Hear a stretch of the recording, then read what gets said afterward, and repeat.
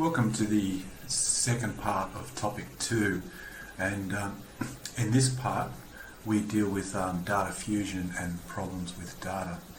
Just by way of teaching explanation, I've deliberately broken up these topics into shorter bites for presentations and so forth, mostly as a way for you to be able to digest some of the information as we go along. So that's why there's a few different parts to each topic. Now, data fusion is a simple concept in some respects, but it does get very complicated and very technical as you begin drilling down into the mechanics of it. In this presentation, I've really tried to look at some of the broad dimensions of it, particularly in terms of law enforcement and intelligence. And I think for the business people amongst us, the applications here with a bit of thoughtfulness could easily be applied to business intelligence as well. We'll also have a look at the problems of data, some of its limitations, some of the issues that we have with dealing with data as well. So the main themes of this part of topic 2 are here. We want to hopefully get across a better understanding, I guess, of data fusion. I think what you'll find if you were to be searching the literature on data fusion, as I said, it can be very technical and difficult to follow. For those of you with an interest in that technical aspect, there are certainly further, more in-depth readings and so forth you can have, and we can talk about that individually should you want to go down that path. But for the moment, we'll be looking at its broader aspects and just generally how it might work. We'll then look at how do actually people do fuse data. How is data fusion taking place? And that's about bringing together different kinds of data. And what are some of the things that we need to be considering when we're fusing data, so to speak. And the final theme for this presentation is understanding some of the problems associated with data. So ensuring you have clean sets of data, what do you do with contradictions and those type of things. So they're the main themes of what we'll cover in this particular section of the topic. Now, I guess data fusion is really about getting different types of data together and using that data to produce intelligence. So different types of data sets to provide an intelligence product. Now, in terms of the intelligence community, data fusion and data and fusion centres particularly really stem out of the 9/11 experience, where the Commission's report had really found there was a degree of failure amongst the intelligence communities, specifically an inability to share information, an inability to bring different data and information together in order to make some sense of what may be going on. And so from that point, we see a number of both law enforcement and intelligence and so forth data centres emerge, and we'll talk about those in a little bit more in depth later on. And so the main purpose of data fusion and fusion centres is really to access that data from a range of different databases, different types of information, bringing it all together to a centralised place where that data can be fused, obviously, and it can be analysed and then disseminated to members of that particular fusion centre or a particular organisation. Now, while fusion centres tend to operate as an umbrella over a few different organisations, it's not unusual for individual organisations or corporations to establish their own, fusion units, and gathering in-house data that may be scattered from in other departments or areas, and bringing that together to make some sense of what's going on as well. So whilst there are data fusion centres as an umbrella for other agencies, it would not be unusual to find a fusion section within an organisation or company. And as I said, their main roles is really to get that information together, make some sense of that information, and disseminate that information to the relevant parties and groups.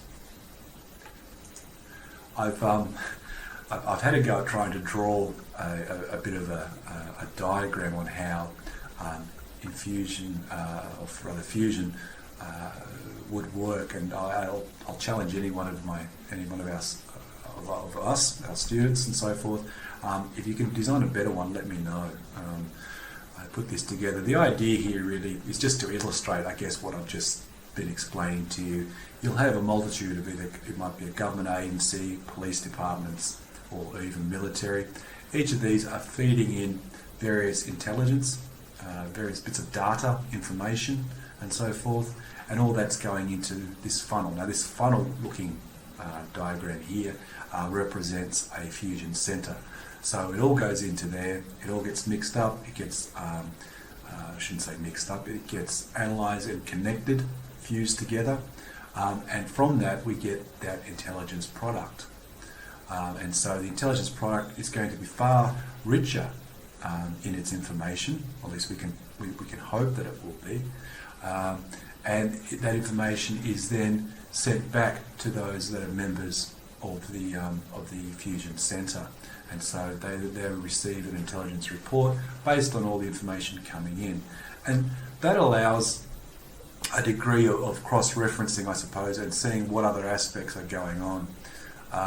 And that's the real key about it. It's about getting as many different angles and as many different perspectives as possible. And again, it's about encouraging sharing of information as well. I think, and probably even still today, it's still systemic that organisations, whether it be law enforcement, intelligence, or even in commercial sectors, don't like sharing information. And there's a real culture of wanting to keep that. The fusion centres are breaking that culture down and breaking that silo mentality down, which I think is probably a good thing to be doing. So there we have a bit of a diagram on what a fusion centre or fusion data, how it may operate in a way. And again, please, by all means, if you can come up with a better diagram, please send it through. Now, that gives us some fundamental understanding of fusion. Now, looking at data fusion techniques, it's very expansive, and there's a lot of ideas and approaches about how do we fuse data, how do we bring it all together. I've tried to keep it really simple here for the moment, and like I say, I encourage you to do some more in-depth technical reading. And we may even come to a little bit of this when we move to the second part of this subject, when we actually start to use analytical models and so forth. But for the moment, let's just think of it in very broad, simple terms. The thing about data fusion is your ability is linking that data together. And the main way to do that is to look for common characteristics. They're often referred to as linking variables. So you need to be able to find that the data set A and data set B have some sort of common characteristics so that you can blend them together. On the Interact page, I've given a very basic sort of description of what that might be. Have a look at that on the Interact site. For the moment, you're looking for something similar. So it may be a series of sort of consumers against some shopping habits and so forth, but there's got to be a connection. I guess that's the point I'm trying to make. There's got to be a connection so you can put the data together. That's very vital. Data fusion, like any bit of data, requires a validation. You need to be able to check it. Now, the problem with this is that to check your data, you need some sort of better set of data to check it against. That's one approach. The problem with that is that you wouldn't be fusing data and developing your own data package if there was something better already. So it becomes difficult to try and validate that data. But what you can do is compare it to, as best possible, to something similar. See how the data checks up to a similar sort of data set. There are other more in-depth ways. Some ways are breaking your data up into parts, part A and part B, and comparing that data in its raw form to what it tells us against the fused version, if you will, and seeing how they compare that way as well. So there's a lot of different ways of doing it, but ideally you want to be checking it. And there's always the more wider approach of checking it against not just other data sets, but also by other sources and other forms of information as well. But like any pieces of data, it does need to be evaluated and assessed. Now, the next bit I want to talk about is some of the problems that we might come across in terms of data. We're living in a big age of data, and everybody, I think, is increasingly becoming aware of that. Data, I mean, as the statistics here are showing, the problem for those of us dealing with data is not really so much always the lack of. There certainly might be a lack of exactly what we want, but there is no lack of data. There is no lack of data at all these days. Tweets and messages are being produced by the millions in minutes. People are joining social networking sites and disseminating information about themselves and about what they know. There's a great big range of data. There's also an expectation that governments and public companies publish their reports and there's media releases, and the internet obviously has made all this a lot easier to get a hold of. Where once you'd rely on newspapers and a library and special collections and so forth, the internet provides all that sort of information readily at the touch of your keyboard. So while that's great, and while getting a hold of information has become a lot easier, there's so much of it that it becomes a problem of wading our way through all that different pieces of information. So that's one of the problems in terms of dealing with data in the 21st century. The other problem is poor data. Data that really isn't being collected well, data that is incorrect, data that might be missing particular values and so forth that we're wanting. And some of those mistakes can be quite hefty in terms of trying to create a fusion intelligence. On the Interact side, I make the point about one researcher who highlighted that the spelling of the Boston Bombers' name, because it was spelled incorrectly in a database, meant that the bomber had gone undetected when he was uploading jihadist type of YouTube clips and a few other things.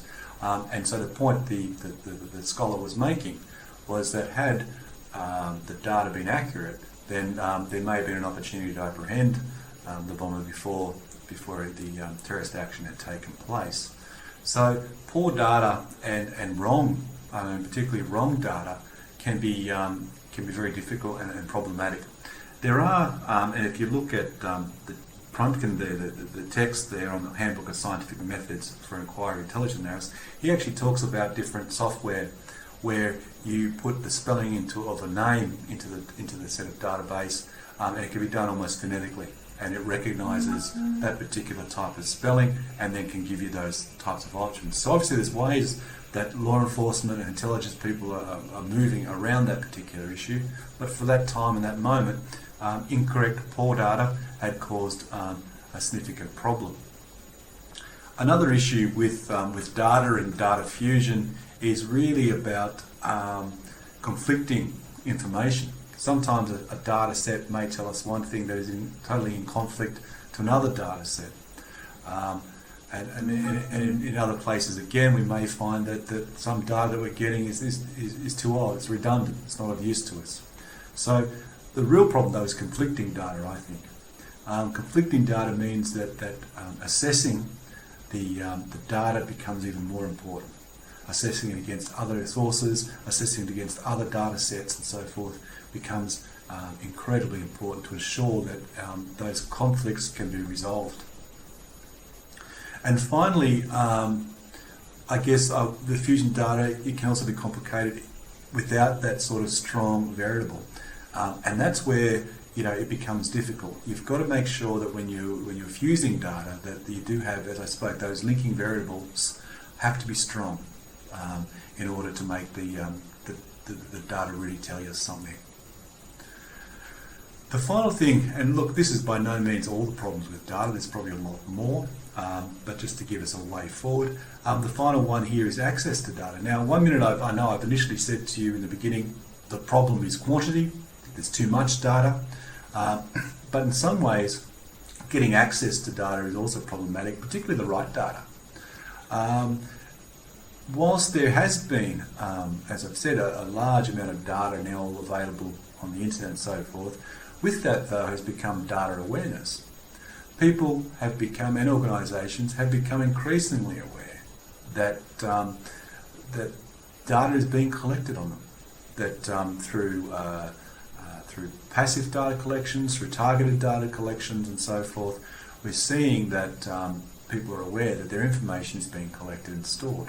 How many times have you visited a website that wants to put a cookie on your computer, or wants to your postcode and so forth? They're all gathering information, and you'd be surprised, I think some of you may be surprised, some of you may not be at all, the amount of information that you give away in one day. So people are becoming aware of that, however, and in doing that, we've started to see some attempts to lobby for tightening privacy laws, some sense of protections about the information that's being taken, the information that's being used. And so with that, though, becomes more difficulty in accessing data. So I guess I'm having a bet two ways here in terms of the problems of data. One is that there's too much of it. The other one is sometimes it's too hard to get. So that within itself, I suppose, is a problem within data as well. Now, I've only set one reading for this part two of this topic, because in the part one, I think I set quite a few. So I thought that one reading for this section would assist, and I think there's about 4 or so, maybe even more, for the previous first part of topic 2. So I've gone light on the readings this time round. You will notice, though, on the Interact site, I'm encouraging you to watch a couple of YouTube clips. There's one in part 1 and part 2 that looks at a policing fusion centre and how it operates. And there's another interesting one from IBN. It looks about software. Now, it's something that I haven't really covered in this presentation, but it talks about some software that the law enforcement, obviously IBM's marketing, but the way that law enforcement can use that software. I put that there not so much as an advert for the software, but to give you, I thought it gave us a good understanding of the types of different data that comes together within a law enforcement setting, but shows us how different things, even the weather, fire reports, all sorts of things can all come together, be fused together to provide intelligence and information. So that's why I've got it there. So have a look at those YouTube clips as well. Obviously, this reading will assist in your learning. And finally, as always, I've got a few study questions here. A lot of them are really about recounting what you want to know. I've made the second one here: how might the principles of data fusion assist business intelligence? If you have no mind for business intelligence, welcome to replace that with something else. Military intelligence, police intelligence, private intelligence work, whatever else you like. I really put that in there because I know that we do have some students with interest in business intelligence, so I wanted to make sure that they could reflect on what they've learned and think about how to apply that. And that goes really to that fourth study question here, reflecting on your personal experience. What kind of fusion data would best be suited to your needs? Now, you don't necessarily have to write this down, and obviously it's not accessible, but if you can do that, it might help you start to think about some of the data sets and types of data that would assist you in your own practices. And there's a couple of questions there about just general understanding about fusion data as well. So have a look at those questions and use them as a way to help. And as always, if you have any questions, please send me an email or drop me a line.